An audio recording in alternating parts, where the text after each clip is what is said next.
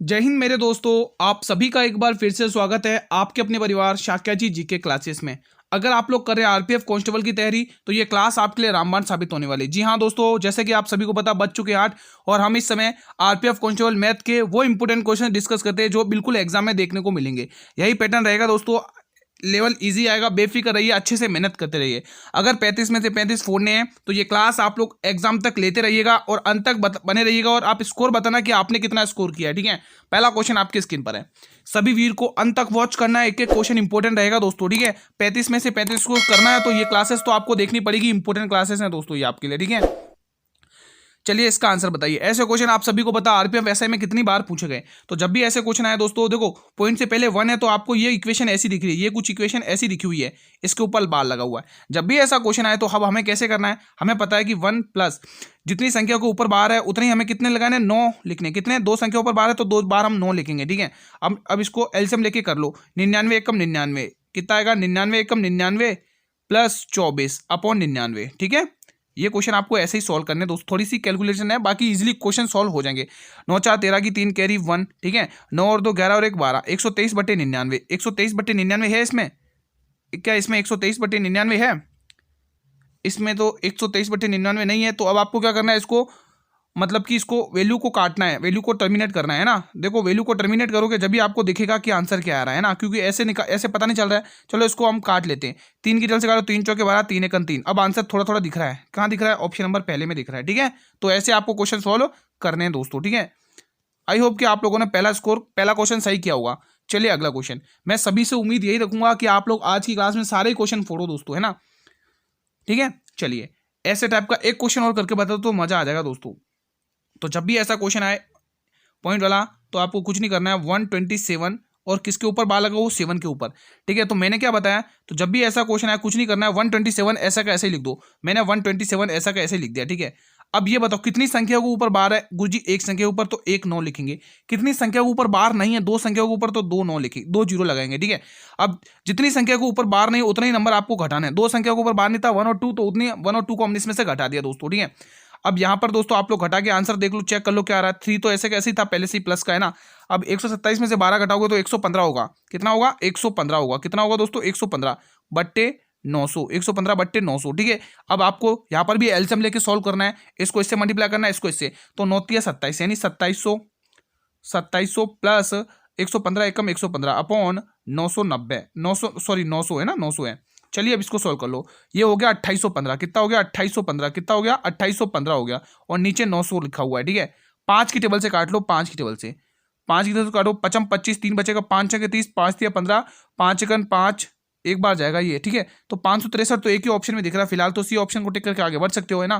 पूरा सॉल्व करने की जरूरत ही नहीं है ना, तो भी कर लेते हैं। 5 एकन 5, 4 बचेगा, 5 40, ये आ गया option number C. I hope कि आप लोगों ने सी ऑप्शन को ही टिक किया होगा और दूसरा क्वेश्चन भी आपने सही किया होगा। ठीक है, आप कितना स्कोर करोगे आज की क्लास में वो आपकी तैयारी बताएगी कि आपकी क्या तैयारी चल रही है, क्या वाकई में आप डेडिकेट से पढ़ रहे हो दोस्तों।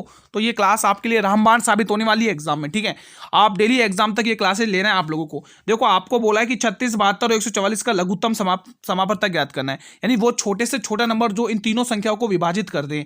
तो देखो 108 में 144 का भाग तो कभी जाएगा ही नहीं, है ना। 108 का भाग, 108 कभी 44 को भाग करेगा, कभी नहीं कर सकता। ठीक है, 110 44 को 144 को भी भाग नहीं कर सकता है, 220 भी नहीं कर सकता है ना। बचा क्या, ऑप्शन नंबर सी। देखो 144 में 144 का भी भाग जा रहा है। ठीक है, 72 दूनी 144 ये भी भाग जा रहा है, 36 चौके 144 इसका भी भाग जा रहा है। ठीक है, तो हमें लघुत्तम समापन तक पकड़ना था, तो ऑप्शन नंबर सी फिलहाल इस प्रश्न का सही जवाब है। मैं आशा और उम्मीद करूंगा कि आप लोगों ने सी ऑप्शन ही टिक किया होगा और इस क्वेश्चन को भी फोड़ा होगा आप लोगों ने। चलिए ये क्वेश्चन कैसे करेंगे गुरुजी, अब कैसे करें ये क्वेश्चन अब कैसे करें, यहाँ पे ई ऑप्शन और लिख लो 1। ठीक है, ये क्वेश्चन अब कैसे करें, इस क्वेश्चन को कैसे करें, तो अगर आपको पता होगा कि जिस भी संख्या का इकाई अंक 2 3 5 और 7 हो तो हमेशा पावर में 4 का भाग दो। क्या बोला मैंने, पावर में 4 का भाग दो, पावर में 4 का भाग। मैं ये वैल्यू लिख दे रहा हूं, आप लोग कॉपी पेन लेकर बैठा करें दोस्तों, 4 का भाग दो, है ना। आप लोग कॉपी पेन लेकर बैठा करें। तो यहां पर मुझे क्या दिख रहा है, यहां पर इसकी पावर 95 दिख रही है। 95 में 4 का भाग दो, कितना बचेगा, 4 दूनी 8, 1 15 हो जाएगा, 4 तिया 12, 3 बचेगा, 3 बचा, है ना। 3 माइनस, अब 58 में 4 का भाग दो, 4 1 14 चौक 56, 2 बचेगा। तो आंसर हमारा 1 आया, आंसर हमारा 1 आया। मैं आशा करता हूं कि पहला क्वेश्चन, ये तीसरा क्वेश्चन, चौथा क्वेश्चन भी आप लोगों ने सही किया होगा। ये प्रश्न बताएंगे बहुत ही शानदार। एक वॉशिंग मशीन का अंकित मूल्य 12,000 रुपए है। एक व्यक्ति उस पर 10% और 20% की दो क्रमिक छूट पर खरीदता है। यदि वो इसे 10,800 रुपए में बेचे तो उसे कितने प्रतिशत का लाभ या हानि होगा? आज का question of the day ultimate question है भाई साहब, बताइए इसका आंसर। देखते कितने लोग इसका आंसर सही कर पाएंगे दोस्तों। अल्टीमेट क्वेश्चन है आज की क्लास का, बताइए इसको कैसे सॉल्व करेंगे, बताइए कैसे करेंगे इस क्वेश्चन को, बहुत ही अल्टीमेट क्वेश्चन है। तो दोस्तों अब इस क्वेश्चन को सॉल्व करेंगे।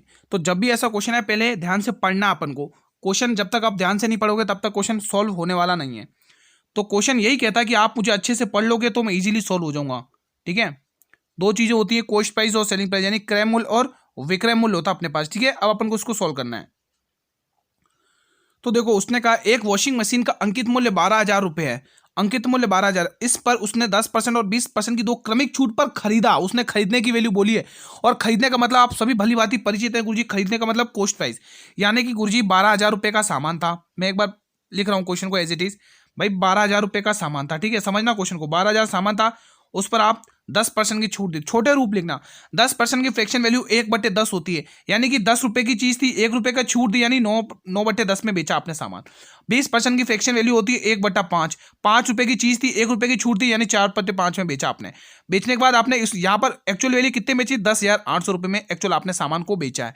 अब आपको क्वेश्चन सॉल्व करना है। तो आप सभी को पता है गुरुजी 9 चौके कितना होता है? 36 होता है। ठीक है, और 36 दिया 108 होता है। यहाँ पर तो 300 बच गया, कोई बात नहीं। अब मुझे क्या करना है, इन दो जीरो से इन दो जीरो को हटाना है, और एक जीरो से ये जीरो हटाना है। कोई दिक्कत नहीं? दिक्कत, आगे बढ़ते हैं। अब हमें बताया कि गुरुजी 3 एकम तो 3 होता है, और 3 चौके 12 होता है, बिल्कुल क्लियर बात है। ठीक है, अब यहाँ पे 5 है, अब यहाँ पर अभी हमारे, हाँ अब यहाँ पर 5 में, तो 5 इधर आ जाएगा, कितना आ जाएगा? 5 हो जाएगा वैल्यू। ठीक है, 5 इधर आ जाएगा, इधर तो आपका ये रेशियो है ना, ये 5। ठीक है, और इधर वैल्यू 4 बची हुई। अब आपको साफ साफ समझ में आ रहा है कि गुरुजी जो 4 रुपए का सामान था वो तो मैंने 5 रुपए में बेच दिया, तो मुझे तो यहाँ पर ओवरऑल 1 रुपए का प्रॉफिट हो गया। किसके ऊपर? कॉस्ट प्राइस के ऊपर। और 1/4 का मतलब मुझे पता 25% है। भले सॉल्व करके देख लेते, कोई दिक्कत नहीं। अगर मेहनत करना तो सॉल्व कर लो, टाइम को वेस्ट करना तो सॉल्व कर लो। 25% समझ में आया दोस्तों? आज का अल्टीमेट क्वेश्चन था, मजा आ गया दोस्तों, आत्मा खुश हो गई इस क्वेश्चन को देख के। अगला क्वेश्चन आपकी स्क्रीन पर है, बताइए किस वार्षिक चक्रवृद्धि ब्याज की दर से 3,000 रुपया 3 सालों में 3,999 हो जाएंगे? आपको सिर्फ दर पूछा दोस्तों, कैसे करेंगे इस क्वेश्चन को। मूलधन था 3,000 रुपए का, भाई 3,000 रुपए का मूलधन था। ये मिश्र धन में कब, कितने कितने सालों में मिश्र धन बन गया, ये आपको बताना है दोस्तों, है ना। वो किस दर से बन गया ये मिश्र धन, ये आपको बताना है। तो जब भी आपको बोले ना दोस्तों, पहले आपको थोड़ा सा इसका सिंपलेस्ट फॉर्म लिखनी, इसको तोड़ना है 3 के पहाड़े से। 3 की टेबल से काटो, 3 एकम 3 0 0 0, 3 की टेबल से काटो, 3 एकम 3 3 तिया 9 3 तिया 9 3 तिया 9। अब आप सबको बोला, उसने क्या कहा है, उसने बोला है कि 3 वर्षों में, यानी कि थर्ड रूट लगाना, आपको थर्ड रूट लगाना है, थर्ड रूट लगाना है। ठीक है, यहाँ पर भी थर्ड रूट लगा लो। तो आप सभी को पता चल गया, ये आ गया 10 और ये आ गया 11। सभी को पता चल रहा है एक का अंतर किसके ऊपर? 10 के ऊपर। और हमें दर पूछा है, दर प्रतिशत, 10% साफ साफ नजर आ रही है, दर प्रतिशत 10%। आंसर आ गया सभी का, सभी का आंसर बी ऑप्शन ही आया है। इजी क्वेश्चन था, कोई दिक्कत की तो बात नहीं है, आप बेफिक्र रहिए। सिर्फ एक दो या समथिंग 2-3 क्वेश्चन थोड़े लेंदी लगेंगे, बाकी आपके सभी क्वेश्चन इजी आएंगे दोस्तों। क्योंकि देखो आपने देखा होगा आरपीएफ एसआई का पेपर, उसमें सीआई के, एसआई के और एवरेज के 1-2 क्वेश्चन को छोड़ के बाकी पेपर बहुत ही इजी आया था दोस्तों। आप इजीली कर सकते थे उसको भी।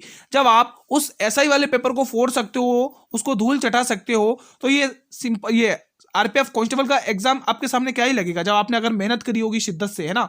तो ये कोई एग्जाम आपके लिए कुछ नहीं होगा, आप इजीली क्रैक कर जाओगे मैथ के क्वेश्चन, है ना। तो आप लोग बस मेहनत करेंगे भाई, डेली आपको क्लास अटेंड करनी है और डेली क्वेश्चन को फोड़ना है। अल्टीमेट क्वेश्चन है, इस टाइप का एक क्वेश्चन आएगा आपके एग्जाम में, 100% की गारंटी है मेरी, 100% की गारंटी है दोस्तों, 100% की गारंटी है दोस्तों। हमारा एक्सपीरियंस बोल रहा है, ये 100% की गारंटी है, ऐसा क्वेश्चन आपको एग्जाम में आएगा।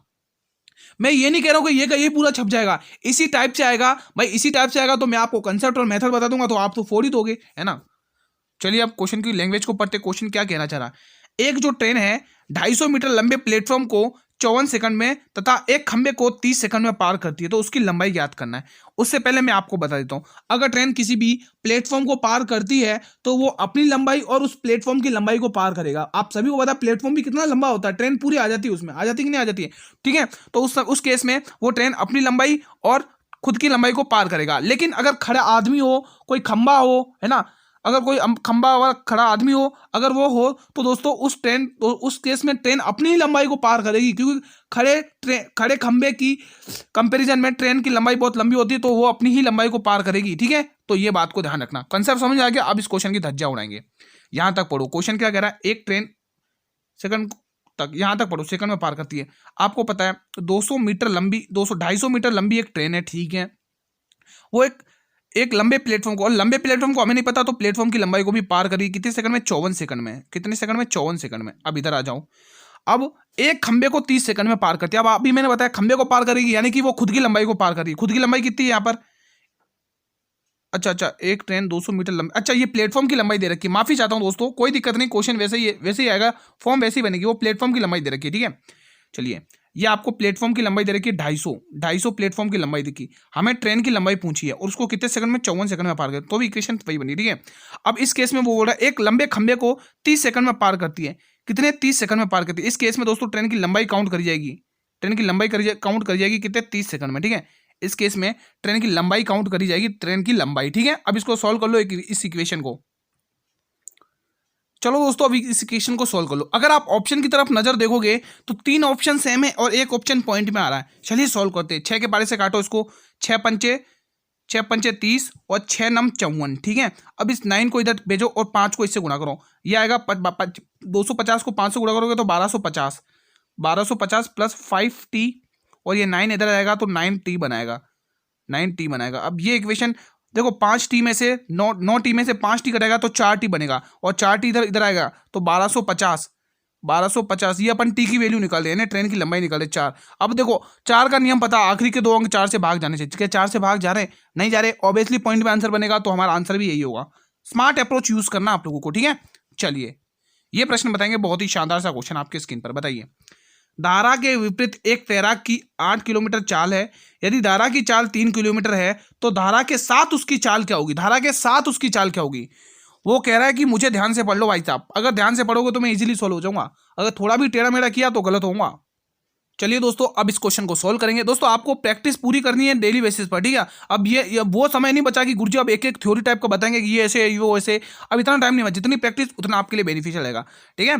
तो उसने कहा धारा के विपरीत यानी B माइनस डब्ल्यू, ये बी मतलब बोट होती है और डब्ल्यू मतलब वाटर होता है, उसकी वैल्यू उसने 8 किलोमीटर दे रखी है।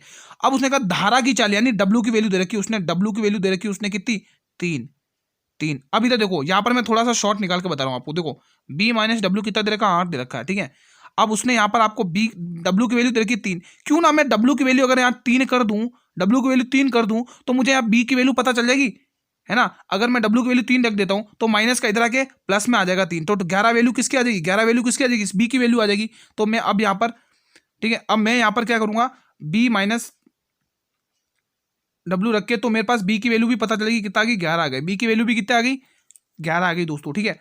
अब उसने क्या कहा, ठीक है, अब आपके पास बी भी है और यहाँ पर डब्ल्यू भी है, यानी वाटर की चाल, वाटर भी है और बोट की चाल भी है, ठीक है। आपको पास दोनों की चाल आ गई। अब उसने जो कहा वो कर लो। उसने क्या कहा, तो धारा के साथ यानी डब्ल्यू और उसकी धारा के साथ, तो धारा के साथ उसकी चाल क्या होगी, और धारा के साथ इन दोनों को प्लस करना, और आपको कुछ नहीं करना है बस, ठीक है। यदि धारा की चाल 3 किलोमीटर है तो धारा के साथ उसकी चाल क्या होगी, मतलब वाटर और डब्ल्यू दोनों की मिक्स चाल पूछ रहा है, तो आपका आंसर इन दोनों को जोड़कर आएगा दोस्तों, ठीक है। चाल पूछ रहा है दोस्तों, ठीक है। तो इजी क्वेश्चन था ये। 11 कैसे आया मैं वापस बता देता हूँ आपको। डब्ल्यू की वैल्यू 3 किलोमीटर दे रखी थी उसने, ठीक है। अगर आप इस डब्ल्यू की जगह 3 लिख दोगे तो इस बी की वैल्यू पता चलेगी, जो मैं आपको यहाँ पे करवा चुका हूँ, ठीक है। आई होप गाइज आपको इजीली क्वेश्चन समझ में आ गया होगा। जहां पर भी डाउट हो तुरंत कमेंट करना। ए बी से 4 वर्ष बड़ा है, जो कि सी से 2 गुना बड़ा है। यदि ए बी सी की आयु का योग 34 है, आगे कुछ लिखा ही नहीं क्वेश्चन है, क्या बात है। अच्छा, ए बी सी की आयु का योग 34 है तो ए की आयु ज्ञात करो। दोस्तों मैं यहाँ पे क्वेश्चन लिख देता हूँ पूरा, तो यहाँ पे लिख देता हूँ, तो ए की आयु ज्ञात करो। तो मैं यहाँ पे क्वेश्चन लिख देता हूँ, तो ए की आयु ज्ञात करो, ए की आयु ज्ञात करो। ये क्वेश्चन पूरा हो गया, आयु ज्ञात करो, ये क्वेश्चन पूरा हो गया। चलिए बताइए, ज्ञात करो, ये पूरा क्वेश्चन लिख गया। अब आप इसका आंसर निकाल के बताइए। बहुत ही शानदार क्वेश्चन है दोस्तों, कंफ्यूजन क्रिएट वाला क्वेश्चन है भाई। आप लोग कंफ्यूज मत हो जाना कि 4 गुना क्या होगा, 2 बड़ा कैसे लिखेंगे, ऐसा कुछ कंफ्यूज मत हो जाना, ठीक है। बी और ये सी ध्यान से समझना, बस क्वेश्चन कह रहा मुझे आप ध्यान से पढ़ लो यार, ध्यान से पढ़ लोगे तो मैं इजीली सोल्व हो जाऊंगा। अब देखो उसने क्या कहा, सबसे पहले जो का मतलब पता होना है। जो आपने अगर रीजनिंग सॉल्व करी होगी तो जो होता है वो हमेशा सेकंड वाले नंबर के बारे में बताता है, बी के बारे में बात करा है। अब बी सी से 2 गुना बड़ा है, मान लिया कि सी एक्स है तो इससे 2 गुना बड़ा मतलब 2x कौन हो जाएगा, बी हो जाएगा। ठीक है, अब ये पढ़िए, ए बी से 4 वर्ष बड़ा है तो बी 2x, तो ए क्या हो जाएगा 2x + 4। कोई दिक्कत नहीं, दिक्कत। अब हमें गुरुजी पता चल गया, ये जो 34 दे रखा है ना, ये जो 34 ये हमें कंफ्यूज करने के लिए दिया है। उसने क्या कहा है, उसने कहा है आप तो मुझे सिर्फ ए की आयु बता दो, ए की आयु क्या बता दो, ए की आयु बता दो। पहले तो आप इसको सॉल्व करेंगे, आप यहाँ पे इसका मान निकालेंगे। 34 को रहने दीजिए, 34 भी काम का चीज है, काम की चीज है भाई साहब। 34 को रहने दो भाई, 34 भी काम की चीज है, इसको मिटा रो मत, सही रख देते। ये 34 भी अपने काम की चीज है, ठीक है। उसने क्या आपको योग दे रखा है, आपका यहाँ पर योग कितना आ रहा है, इनको प्लस करो, इनका योग कितना आ रहा है प्लस करो। देखो 2x और 2x, 4x और 1, 5x हो गया, कितना हो गया 5x हो गया, 5x, ठीक है। और आपको +4, ठीक है, +4, ये आपका योग हो गया। लेकिन वो कह रहा है हमारा योग 34 है, तो इसकी वैल्यू कितनी दे रखी है, 34 दे रखी है, बस ये वैल्यू सॉल्व कर लो। चलिए इसको उठाकर हम यहाँ पर सॉल्व कर लेते हैं। तो आपको x का देखो प्लस का इधर आके माइनस में आ जाएगा ना, तो 5x = 30। तो आपको x का मान पता चल गया, 5 छंगे 30, 5 छक्के 30, तो x का मान पता चल गया 30। अब उसको पूछा क्या, वो देखो उसने पूछा क्या, a की आयु ज्ञात करिए। तो a की आयु क्या 2x + 4 है, तो 6 यहाँ पे अगर आप देखो 6 2 12, 12 + 4 = 16, 16 is the age of a, ठीक है। The right answer will be option number A. समझ में आया दोस्तों, बहुत ही शानदार क्वेश्चन था, मजा आ गया भाई साहब, आत्मा खुश हो गई। इस क्वेश्चन को बताइए, एक दुकानदार ने 15 रुपए में 10 की दर से टॉफियां खरीदी और उन्हें 40 रुपए में 16 की दर से बेची, तो प्रतिशत लाभ ज्ञात करिए। हमेशा ध्यान रखना दोस्तों, रुपए में वस्तुओं का भाग लगेगा, रुपए में वस्तुओं का भाग लगेगा, रुपए में वस्तु का भाग लगेगा, बस ये ध्यान रखना, हमेशा ध्यान रखना, रुपए में वस्तुओं का भाग लगाना है। हमारे पास दो चीजें होती है, कौन कौन सी गुरुजी, एक तरफ तो कॉस्ट प्राइस होती है गुरुजी और एक तरफ सेलिंग प्राइस होती है गुरुजी, ठीक है, ठीक है। अब उसने कहा है 15 रुपए में, हमेशा रुपए में वस्तुओं का भाग लगाना है, रुपए में वस्तुओं का भाग लगाना है, रुपए में वस्तुओं का भाग लगाना है, रुपए में वस्तुओं का भाग लगाना है, रुपए में वस्तुओं का भाग लगाना है, ठीक है। अब आप इसको सॉल्व कर लो, अगर चाहो तो इनके छोटे रूप लिख सकते हो दोस्तों, 2 की टेबल से इसको काट लो, 2 की टेबल 4 की टेबल से काट लो, 4 दाएं 40 और 4 चौके 16, 5 की टेबल से काट लो, 5 तिया 15 और 5 दूनी 10, ठीक है। आप इसको इजीली सॉल्व करते हो, एलसीएम लेके कर लो, क्रॉस मल्टीप्लाई कर लो, जो आपको इच्छा लगे। मैं तो एलसीएम ले लूंगा दोस्तों, इनका एलसीएम 4 और 2 का एलसीएम 8 होगा। अगर मैं यहाँ पर 8 लिखता हूँ, अगर मैं यहाँ पर 8 लिखता हूँ तो अब मैं इसको सॉल्व कैसे करूंगा, आप देखो कैसे सॉल्व करना है, कैसे धज्जा उड़ाएंगे इस क्वेश्चन की। देखो 2 की टेबल से 8 4 बार और 4 तिया 12, यानी कॉस्ट प्राइस 12 रुपये आ गई। 4 दूनी 8 और 10 दूनी 20, यहाँ पर 20 रुपये आ गया। अगर मैं चाहूँ तो उसको 4 की टेबल से और छोटा कर सकता हूँ, 4 तिया 12 और 4 पंचे 20। आप सबको पता चल रहा है कि यहाँ पर कितने रुपए का प्रॉफिट हो रहा है, 2 रुपए का प्रॉफिट हो रहा है, किसके ऊपर, 3 के ऊपर।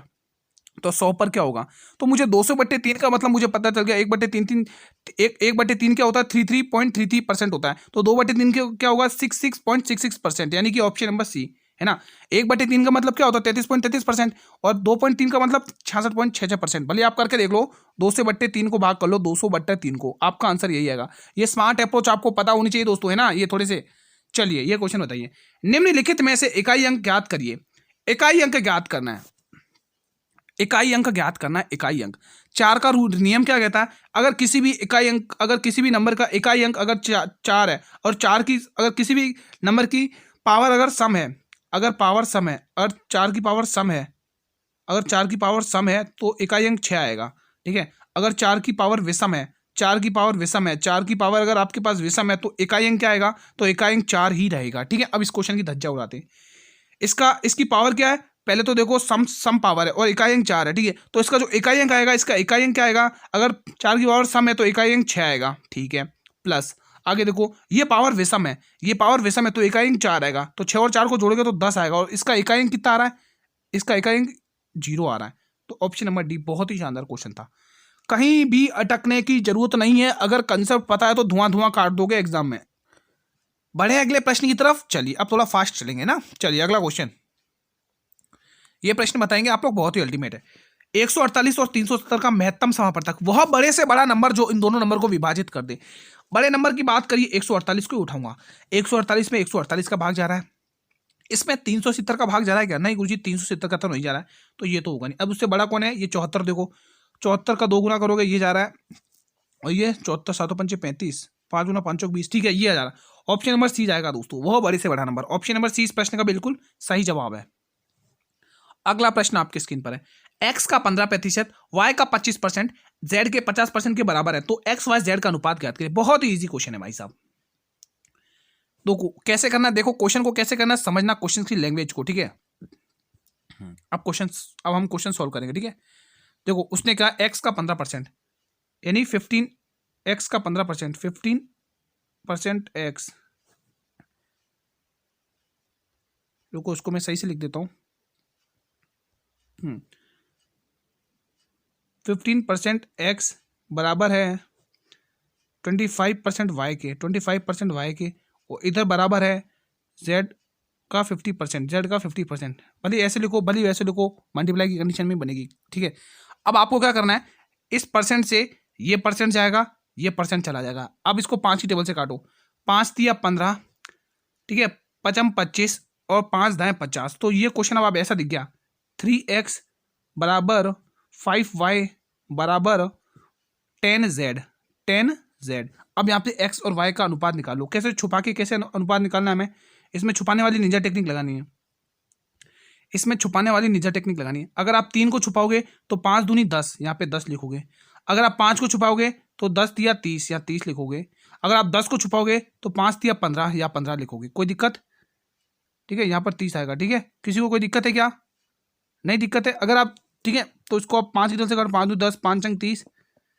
कहीं गलती तो नहीं करी अपन ने, एक बार चेक कर लेते इसको, रुको एक बार चाहे चेक कर लेते, इससे कहीं गलती तो नहीं, आंसर क्यों नहीं आ रहा भाई, एक बार चेक कर लेते हैं, कहीं गलती तो नहीं कर दी अपन ने। अच्छा ठीक है, अपन यहाँ पे सही कर लेते हैं, ठीक है। X ratio Y ratio Z, ठीक है। अब इसको छुपाओगे तो ये कितना होगा, 10 पंजे 50 होगा, ठीक है। अब इसको छुपा दिया, अब इसकी बारी, इसको छुपाओगे तो ये कितना बनेगा, 10 तिया 30। अब इसकी बारी, ये कितना बनेगा, 5 तिया 15, ये ऐसे बन रहा है, ठीक है। अब इसको 5 की टेबल से और काट लो, 5 दाएं 50, 5 छंग 30 और 5 तिया 50, 10 6 3, 10 6 3 ऑप्शन नंबर बी बना रहा है, ऑप्शन नंबर बी बना रहा है दोस्तों, 10 6 3 ये आपका ऑप्शन नंबर बी बना रहा है दोस्तों, ठीक है। आई होप गाइस कि ये क्वेश्चन इजीली आपने सॉल्व कर लिया होगा। अगला क्वेश्चन आपकी स्क्रीन पर है, ये बताइए, 17 लगातार प्राकृतिक संख्या का औसत 41 है, इन संख्याओं में से सबसे छोटी संख्या ज्ञात करना है। औसत क्या होता है गुरुजी, बीचों बीच होता है, औसत बीचों बीच होता है, कितना है, 41 है। 17 लगातार संख्या, यानी कि 8 इधर और लगातार और संख्या होंगी, है ना, और 8 इधर और संख्या होंगी, 8 इधर और संख्या होंगी दोस्तों, ठीक है। किसी भी स्टूडेंट को कोई दिक्कत है क्या, 17 बनानी ना अपन को स्टूडेंट, 8 ये रही, 8 या 8 होना 16 और एक के बीच का औसत 17, ठीक है, बीच औसत तो बीच में होता है। अब आपको पूछा छोटी संख्या ज्ञात करो, तो आपको क्या करना है, कुछ नहीं करना, 41 में से छोटी ज्ञात करना है ना, 41 में से 8 घटा लो, 41 में से 8 एक घटाओगे 40 बचेगा, 40 में से 7 घटाओगे तो कितना बचेगा, 33 बचेगा, ऑप्शन नंबर डी, ठीक है। चलिए अगला क्वेश्चन, 92 मीटर सेंटीमीटर वाले व्यास वाले एक गोले का पृष्ठ क्षेत्रफल ज्ञात करना है। आरपीएफ एसआई में मैं लिख देता हूं, आप एग्जाम सर्च कर सकते हैं। अब आखिरी के 2 क्वेश्चन आरपीएफ एसआई के, आरपीएफ एसआई 2024 में क्वेश्चन पूछा गया है, ठीक है। ये क्वेश्चन इसका लेवल है। आपको पता है गुरुजी, अगर व्यास हमें दे रखा है तो त्रिज्या क्या होती है, व्यास क्या है 90, तो त्रिज्या इसकी आधी होती है, त्रिज्या इसकी क्या होगी, आधी।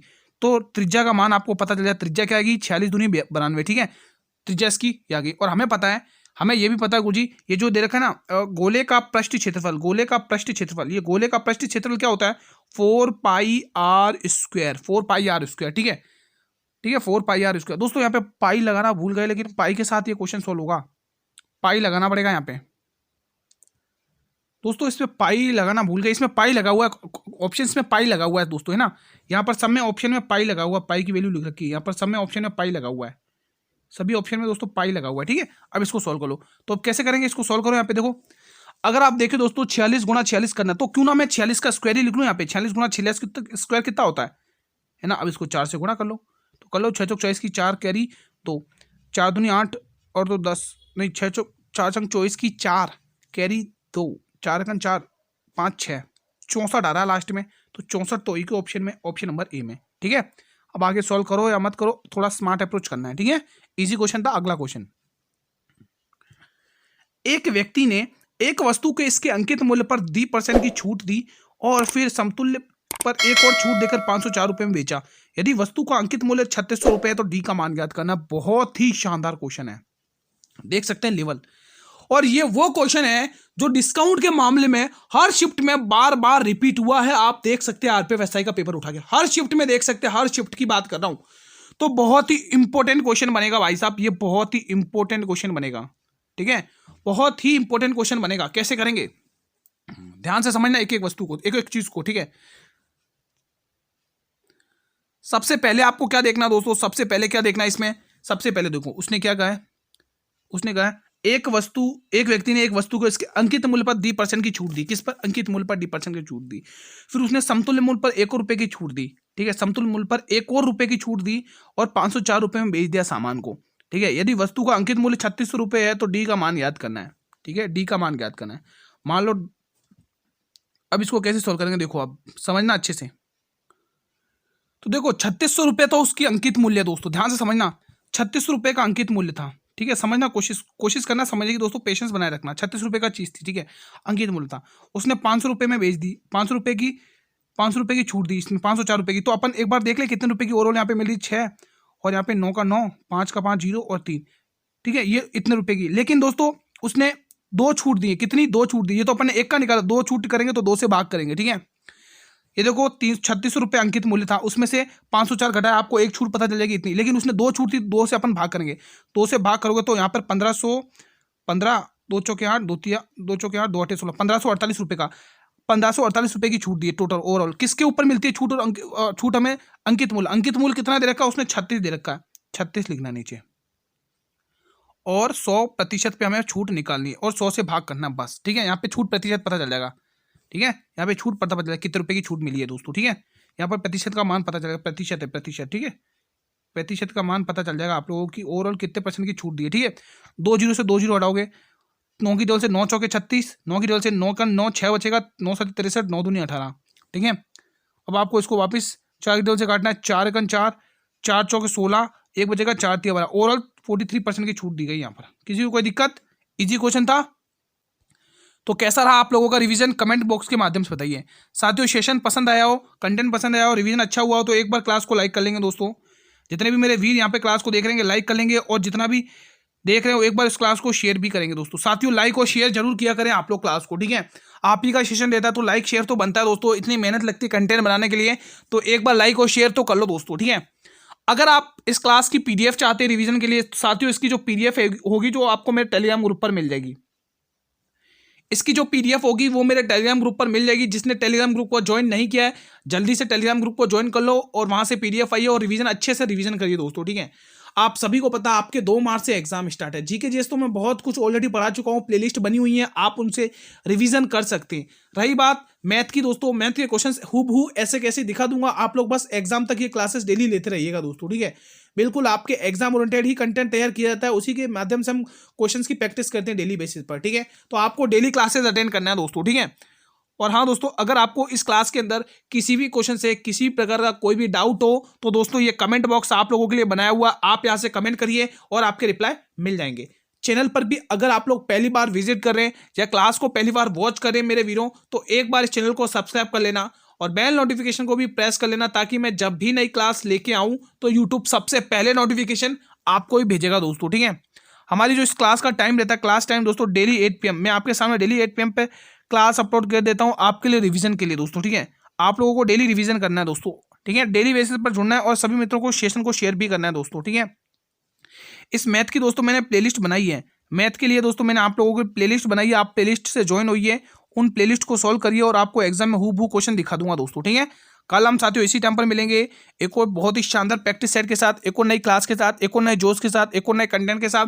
तब तक के लिए दोस्तों जय हिंद, जय भारत, वंदे मातरम। धन्यवाद दोस्तों, मेहनत करते रहिएगा दोस्तों, ठीक है, धन्यवाद।